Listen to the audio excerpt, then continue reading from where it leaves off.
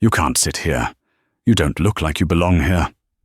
Those were the last words Cynthia Reynolds said before she made the biggest mistake of her life. She thought she was just yelling at a stubborn passenger in a hoodie. She thought her platinum status and her husband's money made her untouchable. She was wrong. When the airport security team dragged Marcus Sterling off Flight 492, they didn't know who he was. They didn't check his credentials. They just saw a man who didn't fit their narrative. But when the handcuffs clicked and the badge fell out of his jacket, the panic in the room was colder than the air conditioning. This isn't just a story about a seat dispute. This is what happens when entitlement collides with the Federal Bureau of Investigation. And the karma? It wasn't just hard. It was nuclear. The humidity in Atlanta was stifling, a thick, wet blanket that clung to everyone walking through the jet bridge of Hartsfield-Jackson International Airport. But inside the cabin of Vista Airways Flight 492, the air was crisp, cool, and smelled faintly of sanitized leather and expensive cologne. Marcus Sterling sat in seat 2A. He was a man who specialized in being invisible, even when he was sitting in first class. He wore a charcoal grey hoodie, pulled up slightly to shield his eyes from the overhead reading lights, and a pair of faded denim jeans. To the untrained eye, he looked like a tired college student, or perhaps a musician trying to sleep off a tour. He didn't have the suit, the tie, or the polished leather briefcase that usually signaled first-class passenger. What he did have was a book, a worn paperback copy of Meditations by Marcus Aurelius, and a patience that had been forged in fire. Marcus adjusted his position, stretching his legs. He had been awake for 36 hours straight. The operation in Miami had been successful, but exhausting. The surveillance van had no AC, the coffee had been stale, and the takedown had been physically demanding. Now, all he wanted was to fly back to Washington, D.C., file his report, and sleep for a week. He watched the other passengers board. There was the businessman in 1B, already shouting into his Bluetooth earpiece about stock margins. There was the elderly couple in row 3, holding hands nervously. Marcus closed his eyes, letting the ambient noise of the plane wash over him. "Excuse me." The voice was sharp, nasal. It cut through the low hum of the engines like a serrated knife. Marcus didn't move immediately. He assumed the person was talking to someone else. "Excuse me, I'm talking to you." Marcus opened one eye. Standing in the aisle, looming over him, was a woman who looked like she had been manufactured in a factory that specialized in intimidation. She was wearing a bright, canary-yellow blazer that cost more than most people's cars, oversized sunglasses that she hadn't taken off despite being indoors, and she was gripping a Louis Vuitton carry-on as if it were a weapon. This was Cynthia Reynolds. She didn't just enter a room. She invaded it. "Can I help you?" Marcus asked, his voice low and raspy from disuse. "You're in my seat," Cynthia declared. She didn't check her boarding pass. She didn't look confused. She looked certain. Marcus glanced at the digital display above his head. 2A. He reached into his hoodie pocket, pulled out his crumpled boarding pass, and checked it. 2A, Marcus said calmly, showing it to her. "I think this is me." Cynthia scoffed, a sound that involved a lot of air leaving her nose. She looked him up and down, her gaze lingering on his sneakers, high-end, practical tactical boots that looked like hiking shoes, and his hoodie. "There must be a mistake," she said, turning her head toward the galley. "Steward, we have a situation." Marcus sighed. He knew this look. He had seen it 1,000 times in his career, usually right before he had to arrest someone for wire fraud or embezzlement.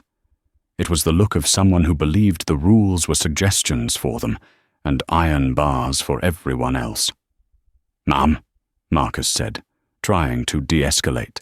"Please, I'm tired. The seat is assigned to me. If you check your pass—" "I don't need to check my pass," Cynthia snapped, her voice rising an octave. "I fly this route every Tuesday. I always sit in 2A. It's my seat. And frankly, it's obvious there's been a system error, because someone like you clearly isn't supposed to be up here." The cabin went quiet. The businessman in 1B stopped talking about margins. The elderly couple in row 3 froze. Marcus sat up straighter. The sleepiness vanished from his eyes, replaced by a cold, analytical focus. "Someone like me," he repeated softly. "Yes," Cynthia said, waving a hand dismissively at him. "Upgrade errors happen. Staff travel errors happen. Look, I'm a Platinum Elite member. I need you to take your bag and go back to economy, where your actual seat probably is, so I can sit down. My husband is waiting for me in DC, and I have a headache." Marcus looked at her. He didn't blink.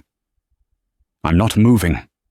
The tension in the first-class cabin was thick enough to choke on. Cynthia Reynolds stood frozen for a second, her mouth slightly ajar. She wasn't used to the word no. In her world, no was just the start of a negotiation she would eventually win. "Greg!" she shrieked, turning around.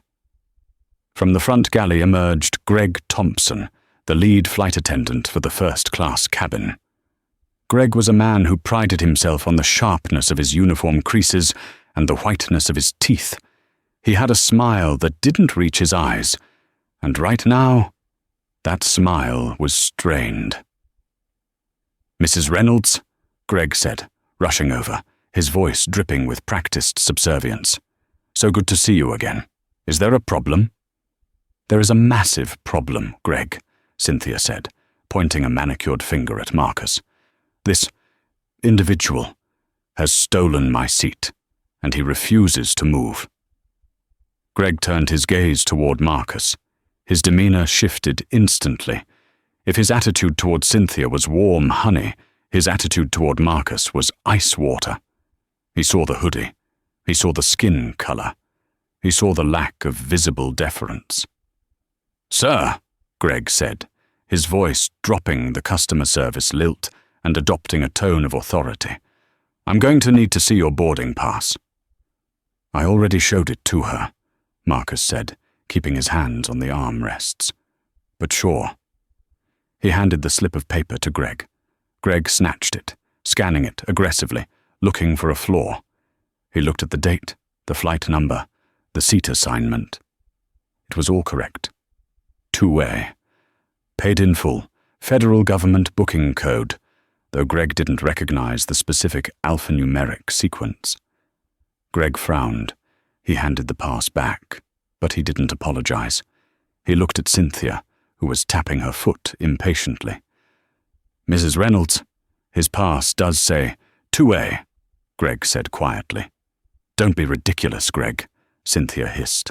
"Look at him. Does he look like he paid $3,000 for a ticket?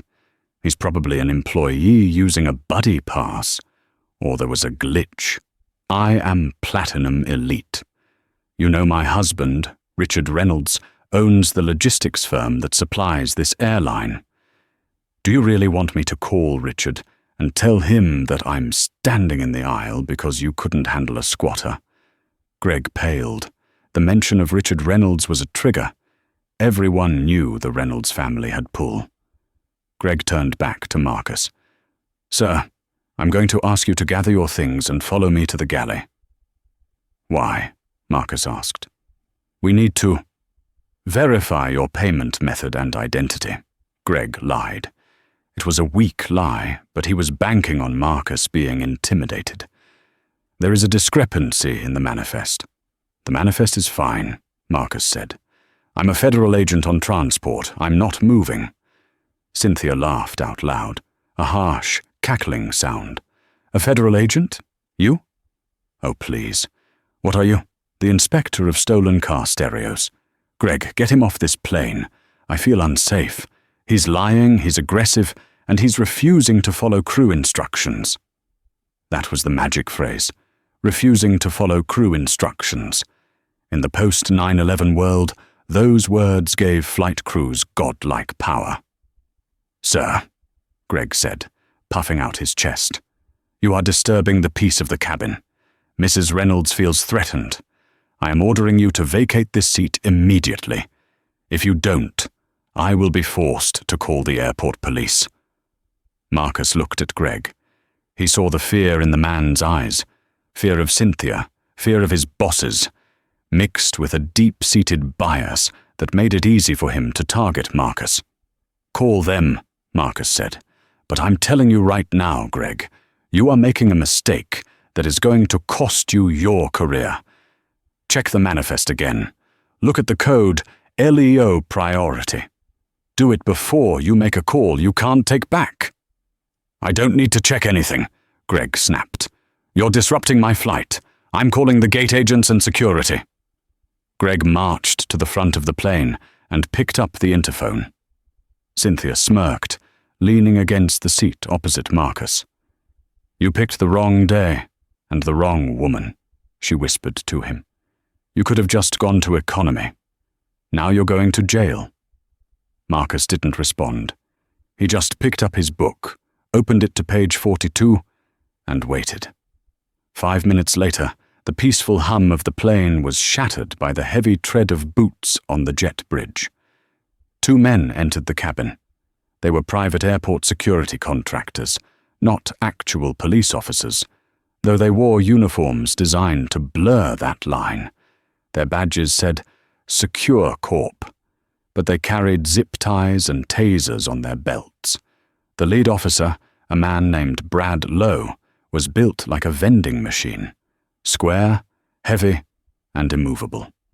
He had a buzz cut and a face that suggested he enjoyed conflict a little too much. Behind him was a younger, nervous-looking guard named Timothy. "Where is he?" Brad asked, his voice booming. "Right there," Cynthia said, pointing like an accusation. "The one in the hoodie. He's threatening us." Greg the steward nodded vigorously. He refused to deplane. He claimed to be an agent, but refused to show ID when asked. He's being belligerent. This was a lie. Marcus had never been asked for ID by Greg, only the boarding pass. But Brad didn't care about the details. He saw a compliant flight attendant, a distressed, wealthy woman, and a calm black man in a hoodie. The equation was simple to him. Brad marched up to seat 2A. He didn't introduce himself. He didn't ask for an explanation. "Up now," Brad barked. Marcus looked up from his book. "Officer, I am a federal agent. My badge is in my jacket pocket in the overhead bin. If you let me stand up slowly, I can show you." "I said get up!" Brad yelled, reaching out to grab Marcus's arm. "Don't touch me," Marcus said, his voice dropping to a dangerous register. "I am warning you. I am authorized to be here. Interfering with a federal officer is a felony."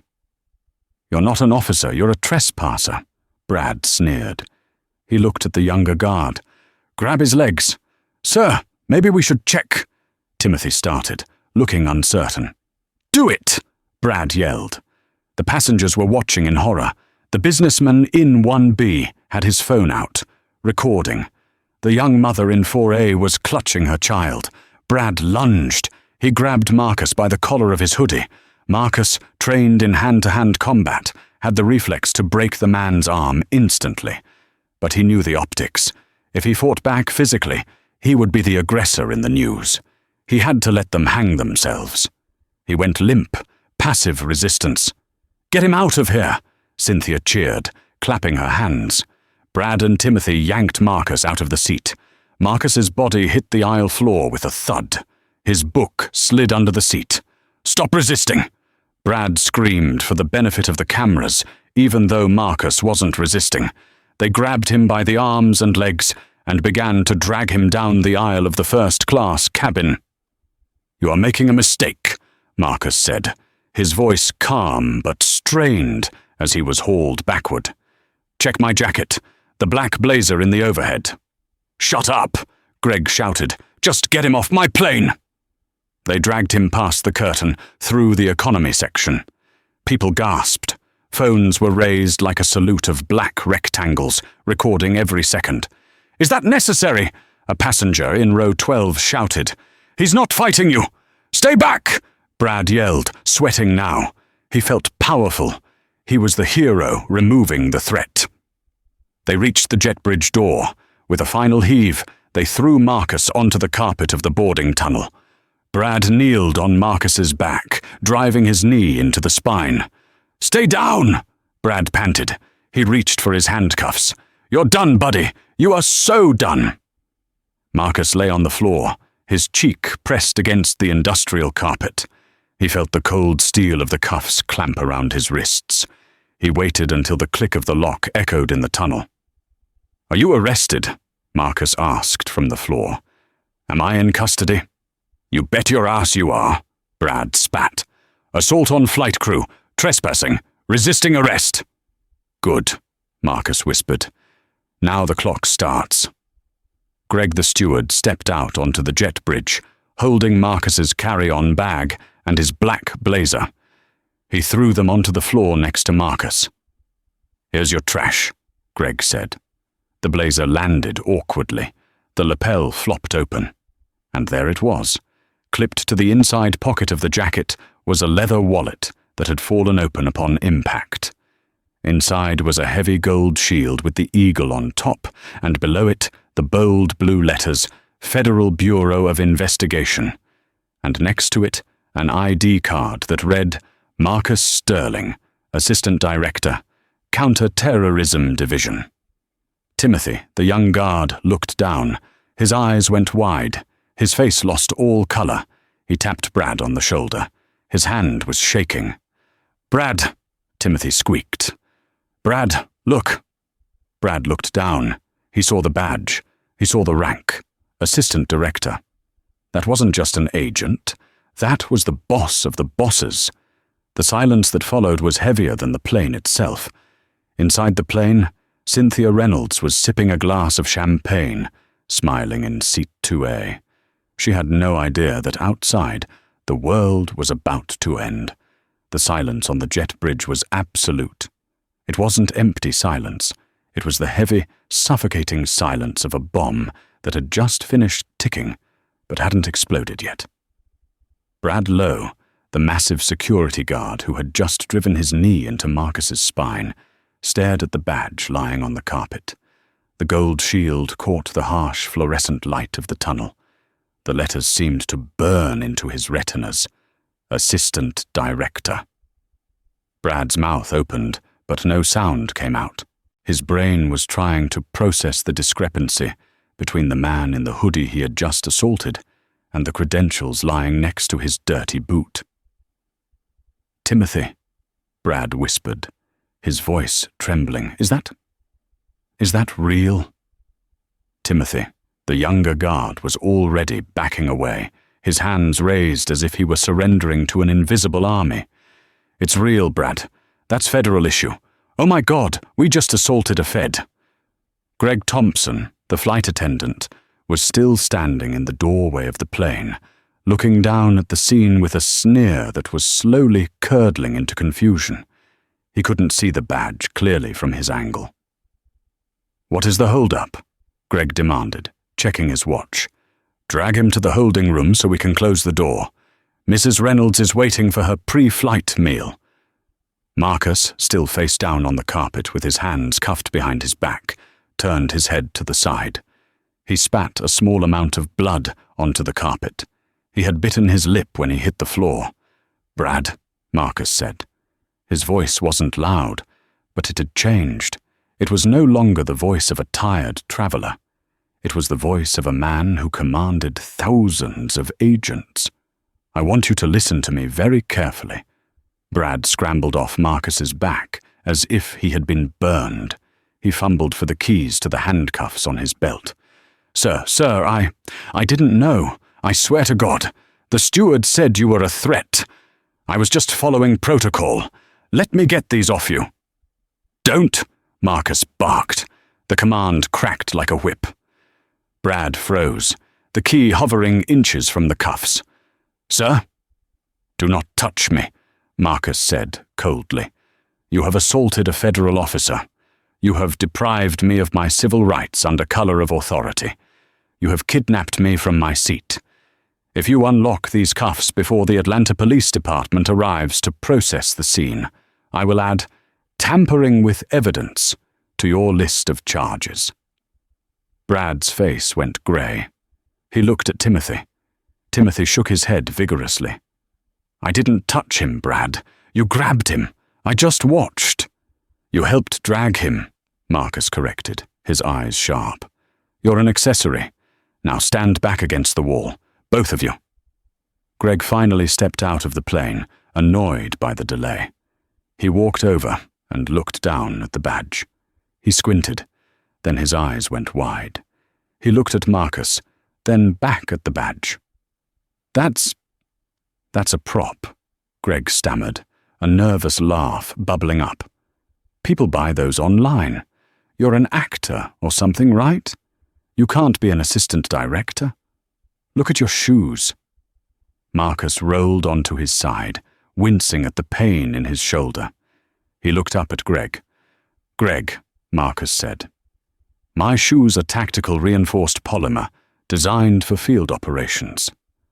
My hoodie covers a Kevlar vest I wear during transport. And that badge? That badge is older than you are. You judged me on my skin and my clothes. And because of that, you just ended your career and cost your airline about $50 million in lawsuits. You're bluffing, Greg said, his voice high and shrill. Brad, get him out of here. He's lying. Touch me again, Brad, Marcus whispered, locking eyes with the security guard. Go ahead, roll the dice. Brad didn't move. He was breathing hard, sweat pouring down his forehead. He knew in his gut that he had messed up royally. Timothy, Marcus said, reach into my blazer pocket. There is a cell phone. It's a secured government line. Hand it to me. Don't do it, Greg shouted. Timothy ignored Greg. He moved like a zombie, terrified of disobeying the man on the floor. He fished out the phone and held it to Marcus's ear, his hand shaking so badly the phone vibrated against Marcus's head. Unlock it, Marcus instructed. Passcode 8819. Timothy typed it in. Go to contacts. Find SAC Atlanta.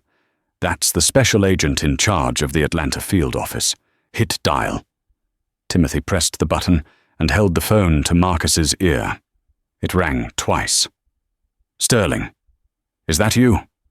A deep, gruff voice answered. We expected you in D.C. by tonight. What's up? Agent Miller, Marcus said, his voice steady. I'm at Hartsfield-Jackson, Gate B12. I have been assaulted and detained by private security and Vista Airways staff. I am currently handcuffed on the jet bridge. I need a tactical response team. I need the airport police, and I need the FAA to issue an immediate ground stop order for Flight 492. There was a pause on the other end, a silence that terrified Brad more than any scream. Say that again, boss. You're handcuffed? Affirmative. Aggravated assault. Kidnapping. Hate crime indicators. Send the house, Miller. I'm rolling now. ETA 3 minutes. Do not let that plane leave. It's not going anywhere, Marcus said, and neither are they. Timothy pulled the phone away, looking like he was about to throw up. Marcus looked up at Greg, whose arrogance had finally evaporated, replaced by pure, unadulterated terror. Run back inside, Greg, Marcus said. Go serve Mrs. Reynolds her champagne. Tell her she's going to be here for a while. Inside the cabin of Flight 492, the atmosphere was confusingly calm. The passengers had seen the violence, but the heavy door of the plane had been shut, muffling the drama on the jet bridge. Cynthia Reynolds was settling into seat 2A. She felt triumphant. The riffraff had been removed. The natural order of things had been restored. She adjusted her sunglasses and snapped her fingers at a passing junior flight attendant, a young woman named Sarah. "More champagne," Cynthia ordered, "and tell the pilot to make up for lost time. I have a dinner reservation." "Yes, ma'am," Sarah said quietly. She was shaking. She had seen what happened to the man in the hoodie, and it made her sick, but she was too low on the totem pole to challenge Greg or a platinum member. 2 rows back, in seat 4B, a man named David, a tech entrepreneur in his 30s, was watching Cynthia with disgust. He still had his phone in his hand. He had recorded everything. He had just hit upload to Twitter, X, tagging the FBI, the airline, and every major news outlet. The caption read, "Vista Airways just beat up a quiet passenger for a rich lady. Wait until you see who he is." The video was already at 10,000 views and climbing vertically. Suddenly, the pilot's voice crackled over the intercom. Usually the pilot sounded bored and confident. This time he sounded confused. "Ah, ladies and gentlemen, this is Captain Halloway from the flight deck. We were, just about to push back, but ground control has just denied our clearance. We've been ordered to hold position. We're trying to get more information." Cynthia groaned loudly, throwing her head back. "Unbelievable. Greg, get out here. Why are we waiting?" Greg didn't come out. He was currently in the forward galley, hyperventilating into a paper bag. Outside, the situation was escalating from a misunderstanding to a siege. Blue lights began to flash against the windows of the terminal. Not just 1 or 2 cars.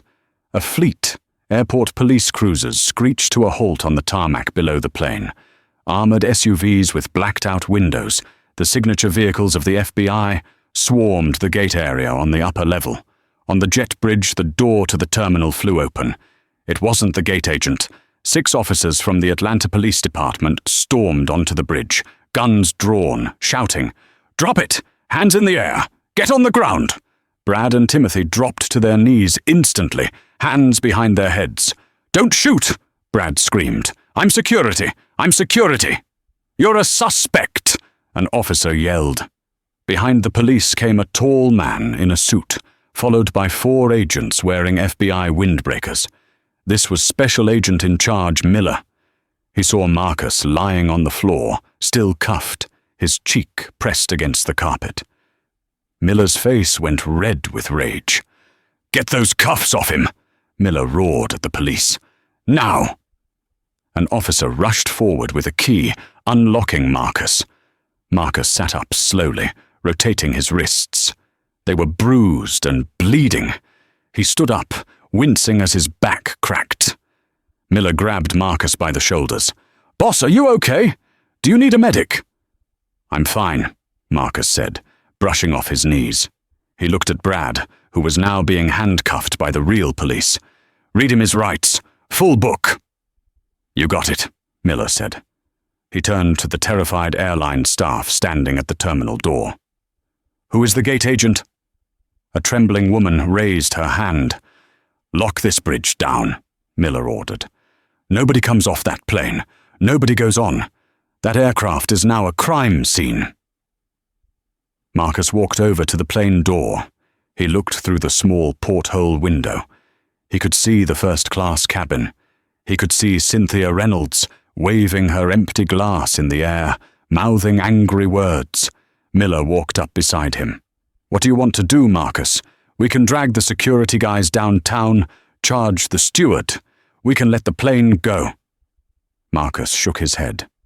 "No, that plane doesn't leave. The pilot is complicit. He authorized the removal without verifying the threat. The steward instigated a false report. And the passenger." Marcus's eyes narrowed. "The passenger incited a federal incident."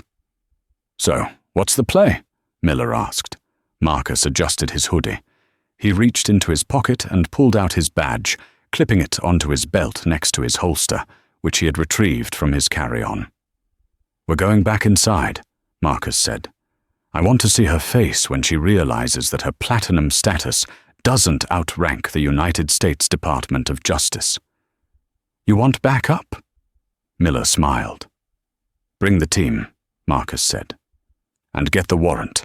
We're seizing the flight data recorder and the cabin surveillance video." Inside the plane, the confusion was turning into panic. The passengers could see the flashing lights reflecting off the wing. "Why are there police cars?" someone shouted from economy. Cynthia was standing now, shouting at the closed cockpit door. "Captain, I demand you take off. I know the CEO of this airline." The main cabin door opened. The sudden noise made everyone jump. The hiss of the pressurization seal releasing was followed by the heavy thud of boots. Cynthia spun around, ready to scream at the gate agent. "Finally! Tell these idiots to—" Her voice died in her throat. Standing in the doorway was Marcus Sterling. He wasn't being dragged this time. He was standing tall. Behind him were 4 armed FBI agents and 2 uniformed police officers. Marcus stepped into the first-class cabin. He looked at the empty seat 2A, his seat. Then he looked at Cynthia. The cabin went dead silent. "You," Cynthia whispered. "How did you get back on?" Marcus didn't yell. He walked slowly down the aisle until he was standing right in front of her. He pulled his badge from his belt and held it up, eye level with her. "Cynthia Reynolds," Marcus said, his voice projecting clearly to the back of the plane. "I am Assistant Director Sterling of the FBI. You are being detained for inciting a violence on a federal aircraft, interference with a flight crew, and conspiracy to assault a federal officer." Cynthia's mouth opened and closed like a fish out of water. Her face went from flushed red to ghostly white in a second. I didn't know. You were wearing a hoodie. You can't arrest me." "My husband is Richard Reynolds." Marcus leaned in close. "Mrs. Reynolds, right now, your husband is the only person who might be able to bail you out. But considering the charges, I wouldn't count on it." He turned to the agents behind him. "Take her." As the agents moved in to handcuff Cynthia, she let out a scream that shattered the tension. But this time, nobody helped her. The businessman in 4B stood up and started clapping. Then the couple in row 3. Then the economy cabin. The applause grew into a roar as the queen of seat 2A was marched off the plane in steel bracelets, sobbing about her luggage. But Marcus wasn't done. He turned his gaze toward the galley, where Greg was hiding. "Greg!" Marcus called out. "Come on out, it's your turn." While Cynthia Reynolds was being processed in a federal holding cell, stripped of her jewelry, her phone, and her dignity, a different kind of storm was brewing outside. It was a storm made of pixels and public outrage.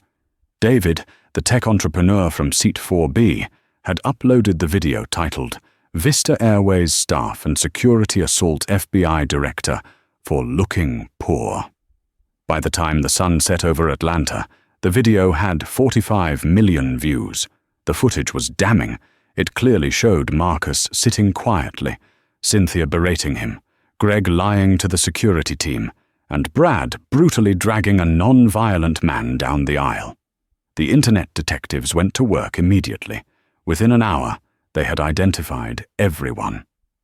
Charter boycott Vista Airways was the #1 trending topic globally. The airline's stock plummeted by 18% in after-hours trading, wiping out nearly $1.2 billion market value in a single afternoon. At the Atlanta FBI field office, the atmosphere was electric. Marcus sat in a conference room, an ice pack on his shoulder, giving his official statement. The door burst open. A man in a 3-piece Italian suit stormed in, followed by a frantic-looking lawyer. This was Richard Reynolds, Cynthia's husband. He was a man accustomed to buying his way out of problems. He looked like he owned the building, his face flushed with the kind of anger that comes from inconvenience, not concern. "Where is she?" Richard demanded, ignoring the agent's standing guard. "I want my wife released immediately. This is a misunderstanding. I have the police chief on speed dial." Special Agent Miller stepped forward, blocking Richard's path. "Mr. Reynolds, you need to lower your voice." "Don't tell me what to do," Richard spat. "Do you know who I am? My logistics firm moves half the cargo for this airport. I want the names of the officers who arrested Cynthia. I'm going to have your badges for coasters." Marcus stood up slowly from the table. He removed the ice pack. He walked over to Richard Reynolds. "Mr. Reynolds," Marcus said calmly. Richard sneered at him. "Who are you? The janitor?" Marcus didn't blink. "I'm the man your wife tried to have thrown off a plane because she didn't like my hoodie. I'm also the assistant director of the counter-terrorism division, and you are currently trespassing in a secure federal briefing room." Richard's face went slack. The arrogance drained out of him like water from a cracked bucket. He looked at his lawyer. The lawyer was pale, shaking his head slightly. "Stop talking," the lawyer mouthed. "Assistant director?" Richard stammered. "Your wife," Marcus continued, his voice hard as granite, "committed a felony on federal property. She didn't just break a rule, Richard. She broke the law, and because she decided to use the airline staff as her personal goon squad, 2 security guards are facing assault charges, and a flight attendant is facing conspiracy charges." Richard swallowed hard. "Look, surely we can settle this. A donation? To the FBI Widows Fund? A substantial one?" Marcus laughed. It was a dry, humorless sound. "This isn't a traffic ticket, Richard. This is the United States government. You can't buy us. In fact, we're opening an investigation into your logistics firm's contracts with the airport to see if any undue influence was used to secure Cynthia's platinum status perks." Richard Reynolds looked at Marcus. Then he looked at the wall. He was a businessman. He knew when an asset had become a liability. He realized instantly that if he stood by Cynthia, his entire empire would be scrutinized by the FBI. He would lose everything. He turned to his lawyer. "Leave her." The lawyer blinked. "Sir?" "I said leave her," Richard said, his voice cold. "I'm not going down for her entitlement. Tell the press we are separated. Tell them I condemn her actions. I'm not paying her bail." Richard turned and walked out of the room without asking to see his wife. When the agents told Cynthia that her husband had left the building and refused to post her bond, she didn't scream. She just slid down the wall of her cell and stared at the concrete floor. The reality of her karma had finally arrived. The fall from grace is rarely a straight line. For Cynthia Reynolds, it was a jagged, painful descent that hit every branch on the way down. 3 weeks after her arrest, Cynthia sat in a visitation room at the Fulton County Jail. The room smelled of industrial cleaner and stale desperation. She wasn't wearing her canary yellow blazer or her designer sunglasses. She was wearing an oversized orange jumpsuit that scratched her skin, and her roots were starting to show, a stark grey against the dyed blonde. She sat anxiously, waiting for the door to open. She expected Richard. She needed Richard. He was the fixer. He would have the best lawyers in the country. He would make this nightmare go away. The heavy steel door buzzed and clicked open. It wasn't Richard.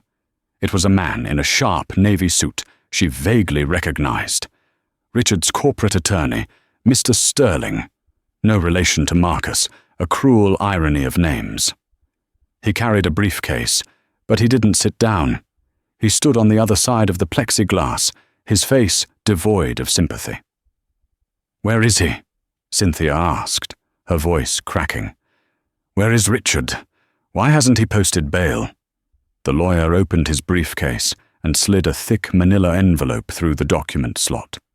"Mr. Reynolds is not coming, Cynthia," the lawyer said, his tone professional and cold. "He has instructed me to deliver these to you personally." Cynthia's trembling hands opened the envelope. She expected a legal strategy. She expected a plan. Instead, the bold letters at the top of the first document read, "Petition for dissolution of marriage." Cynthia stared at the paper. The words didn't make sense. Divorce? Now. But I need him. Mr. Reynolds is distancing himself from the situation, the lawyer explained, checking his watch. The federal investigation into your platinum status has triggered an audit of his logistics company. The board of directors is threatening to oust him unless he cuts ties with the source of the reputational damage. That source is you, Cynthia. "He can't do this!" Cynthia screamed, slamming her hand against the glass. "I did this for us.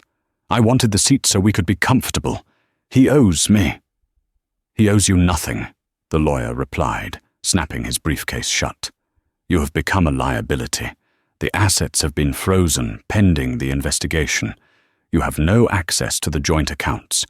You will be represented by a public defender." "Goodbye, Mrs. Reynolds." He walked out. Cynthia was left alone in the orange room, clutching the divorce papers, realizing that the hard karma wasn't just coming for her freedom. It was coming for her entire identity. The trial of United States verse. Reynolds et al. Had become a media spectacle. The courtroom was packed to capacity every single day. The video of the incident had been viewed over 100 million times. Cynthia Reynolds had become the face of entitlement, a meme, a villain. But in the courtroom, it wasn't a meme. It was a slaughter. The prosecution, led by a ruthless assistant U.S. attorney named Sarah Jenkins, systematically dismantled the defense. First to the stand was Greg Thompson, the flight attendant. Greg had taken a plea deal.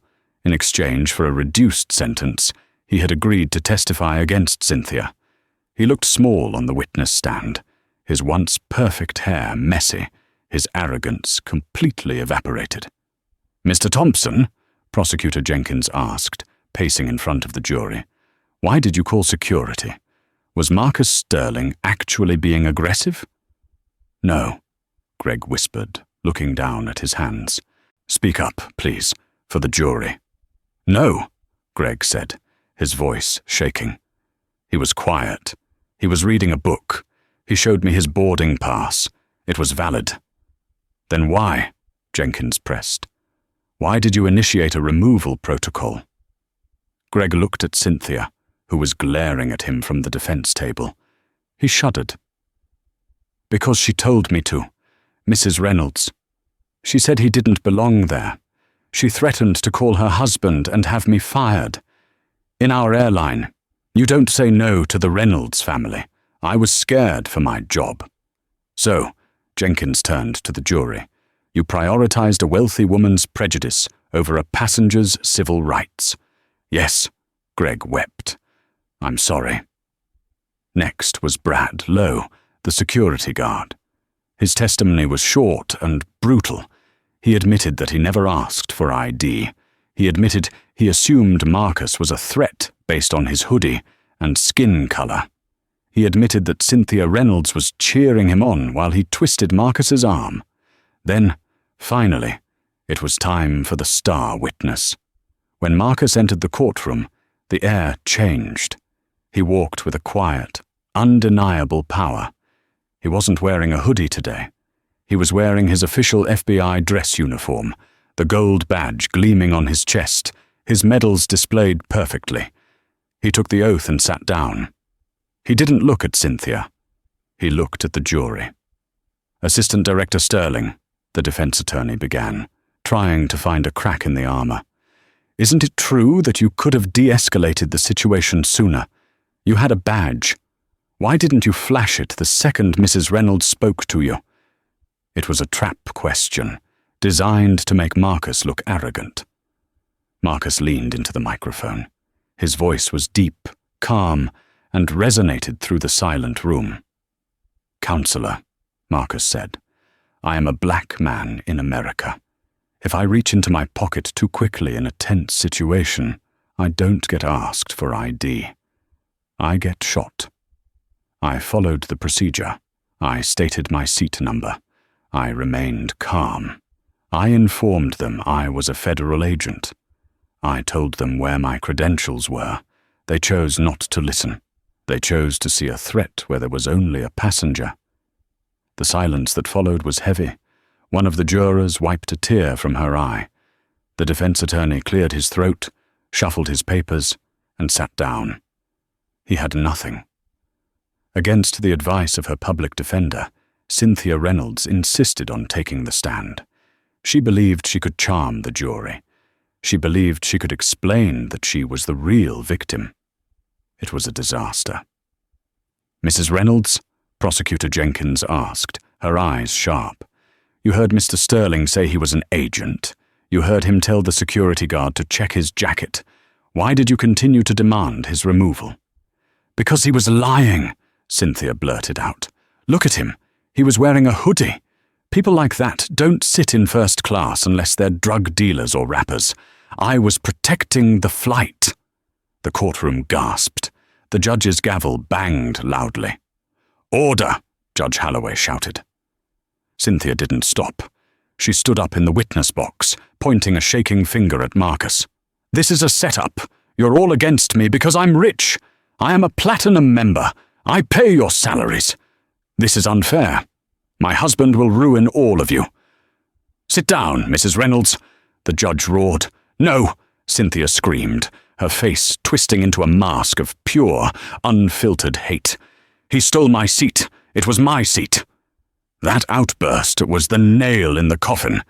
The jury didn't just see a criminal. They saw a person completely devoid of humanity. The jury deliberated for less than 90 minutes. When they returned, they didn't look at the defense table. "We, the jury," the foreman read, his voice steady, "find the defendant, Cynthia Reynolds, guilty on all counts." Count 1. Interference with a flight crew. Guilty. Count 2. Conspiracy to violate civil rights. Guilty. Count 3. Inciting violence on an aircraft. Guilty. Count 4. Making false statements to federal officers. Guilty. Cynthia slumped in her chair. She looked around for support. Her lawyer was packing his briefcase. The gallery was staring at her with cold indifference. Judge Holloway asked Cynthia to stand for sentencing. The judge was a woman known for her fairness, but today her eyes were hard as flint. "Mrs. Reynolds," Judge Holloway began, "throughout this trial I have looked for a shred of remorse. I have looked for a moment where you understood the gravity of what you did. I found none. You treated the law as an inconvenience, and other human beings as obstacles." The judge adjusted her glasses. "You acted with a level of entitlement that is frankly a poison to our society. You destroyed the careers of the men who followed your illegal orders. You traumatized a cabin full of people, and you attempted to humiliate a man who has dedicated his life to protecting this country." "Please," Cynthia whispered. "I can't go to jail. I have anxiety." "Mr. Sterling had bruises on his spine," the judge retorted sharply. "He had handcuffs cutting into his wrists. Your anxiety is not the court's concern." The gavel raised. "Cynthia Reynolds, I sentence you to 52 months in a federal correctional institution. Following your release, you will serve 3 years of supervised probation. You are fined $250,000 to compensate for the disruption of commerce and police resources. Furthermore, you are placed on the federal no-fly list for life. You will never step foot on an airplane in the United States again." Bang!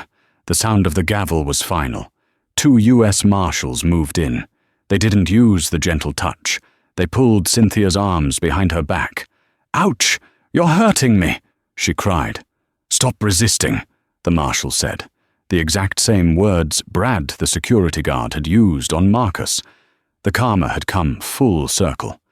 3 months into her sentence at the Coleman Federal Correctional Complex, Cynthia was assigned to laundry duty. It was back-breaking work, folding rough sheets and scrubbing uniforms for 12 cents an hour. It was break time. The inmates were gathered around a small television bolted to the wall in the common room. "Hey, new girl," an inmate named Juarez called out. "Isn't that your husband?" Cynthia dropped the towel she was holding and rushed to the TV. It was a news report on CNN. The headline read, "Logistics Tycoon, Richard Reynolds indicted for fraud." On the screen, Richard Reynolds was being led out of his mansion in handcuffs by the FBI. But that wasn't the worst part. Standing in the background, talking to the press, was Marcus Sterling. The reporter's voiceover played. Following the viral airport incident, an FBI investigation into the Reynolds family finances revealed a decade-long scheme of tax evasion and bribery used to secure government contracts. The investigation, spearheaded by Assistant Director Marcus Sterling's division, has led to the seizure of all Reynolds family assets. Cynthia watched in horror. Her mansion, her cars, the money she thought would be waiting for her when she got out. It was all gone. The scene on the TV cut to a press conference. Marcus Sterling stood at a podium. He looked dignified, serious. "Justice is not a weapon for the rich," Marcus told the cameras. "It is a shield for the innocent. Today, we recovered $12 million in stolen assets. In accordance with federal seizure laws, a portion of these funds will be redirected to community programs." Marcus paused, and for a second, he looked directly into the camera lens. It felt like he was looking right through the TV screen, into the prison common room, right at Cynthia. "We are donating the initial seized amount to the Sterling Initiative, a scholarship fund for underprivileged students who want to study law and criminal justice. We are turning a legacy of greed into a future of fairness." Cynthia stared at the screen. Her knees gave out. She collapsed onto the cold linoleum floor of the prison laundry room. She had lost her freedom. She had lost her husband. She had lost her fortune. And now, the money she used to hoard was being used to train a new generation of people like Marcus Sterling. The inmate named Juarez looked down at Cynthia and laughed. "Damn, Blondie," Juarez said, shaking her head. "That isn't just karma, that's an act of God." Cynthia curled into a ball and wept, the sound lost in the hum of the washing machines. She finally realized the truth. She had tried to drag a man off a plane, but in the end, she was the one who had been dragged into the light and burned by it. And that is how Cynthia Reynolds went from sipping champagne in first class to drinking tap water in a federal prison cell. She thought her money made her invincible, but she forgot that in the eyes of the law, and especially in the eyes of the FBI, justice is the only currency that matters. Marcus Sterling proved that true power isn't about being the loudest person in the room. It's about being the one who knows when to stay quiet and let the trap snap shut. It's a brutal lesson in hard karma. The higher you hold your nose in the air, the harder you hit the ground when you fall. What would you have done if you were in Marcus's seat? Would you have shown the badge earlier, or would you have let them dig their own grave just like he did? Let me know in the comments below. If you enjoyed this story of justice served cold, please smash that like button. It really helps the channel grow. And don't forget to subscribe and hit the bell icon so you never miss a story about entitled people getting exactly what they deserve. Thanks for watching, and I'll see you in the next one.